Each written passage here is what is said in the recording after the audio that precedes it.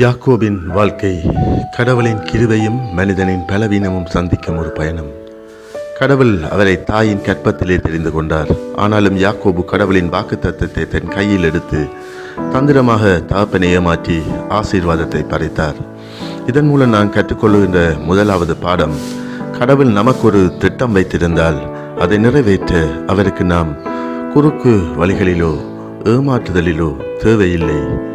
அவசரப்பட்டு நாமே காரியங்களை செய்கின்ற போது யாக்கோபு 20 வருடம் வீட்டை விட்டு ஓடி லாமானிடம் அடிமை போல் வாழ்ந்தது போல நாமும் வீணான துன்பங்களையே நோக்கி ஓட வேண்டியதாக இருக்கும்.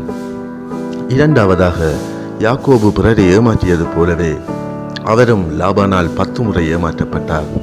ராகேலுக்கு பதிலாக லேயாளை கொடுத்து சம்பளத்தை மாற்றியது என அவர் விதைத்ததையே அவர் அறுத்தார். எங்களுடைய வாழ்க்கையிலும் நாங்கள் பிறருக்கு செய்கின்ற அநீதி, பொய், தந்திரம் ஒரு நாள் நம்மிடமே திரும்பி வரும் என்பதை இது எங்களுக்கு நினைப்பூட்டுகிறது. ஆனால் யாக்கோபின் வாழ்க்கையிலே திருப்பு முறையான யாபேக் நதிக்கரையில் நடந்தது. எல்லாவற்றையும் இழந்து விடுவோமோ என்ற பயத்தில் அவர் தனியாக தேவனோடு இரவு முழுவதும் போராடினார். என்னை ஆசீர்வதியாவிட்டால் உம்மை விடமாட்டேன் என்று கதறினார். அங்கேதான் கடவுள் அவரின் தொடை சந்தை தொட்டு அவரின் பழைய யாக்கோபு என்ற அந்த ஏமாற்றுகின்ற சுபாவத்தை உடைத்தார். அவருக்கு இஸ்ரவேல் என்ற புது பெயரை கொடுத்தார். இதிலிருந்து நாங்கள் கற்பது, உண்மையான மாற்றம் பெறுவது கடவுளோடு நேருக்கு நேர் நிற்கும் அந்த யாபேக் இரவில் தான்.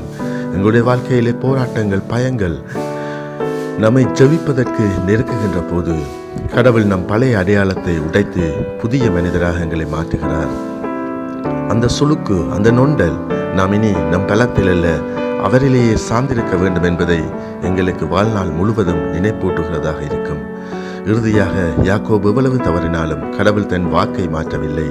பெத்தேலில் நான் உன்னோடு இருப்பேன் என்று சொன்னவர் 20 வருடம் கழித்து அவரை பத்திரமாக திரும்ப கொண்டு வந்தார்.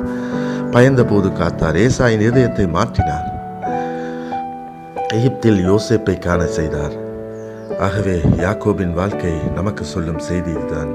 நம் தவறுகள், பலவீனங்கள், குறுக்கு வழிகள் மத்தியிலும் கடவுளின் கிருபை பெரிதாயிருக்கிறது. நாம் உண்மையற்றவர்களாய் இருந்தாலும் அவர் உண்மை உள்ளவர். ஆனால் அவரை நாம் அப்படியே தொழுது கொண்டு அவரிடத்தில் எங்களை ஒப்புக் கொடுக்க நாங்கள் அழைக்கப்படுகின்றோம். நம்மை உடைத்து எங்களுடைய பெயரை மாற்றி அவருக்கான நோக்கத்துக்காக அவர் எங்களை உருவாக்குவார். அவருடைய கரத்திலே எங்களை ஒப்புக் கொடுப்போம். ஆமென்.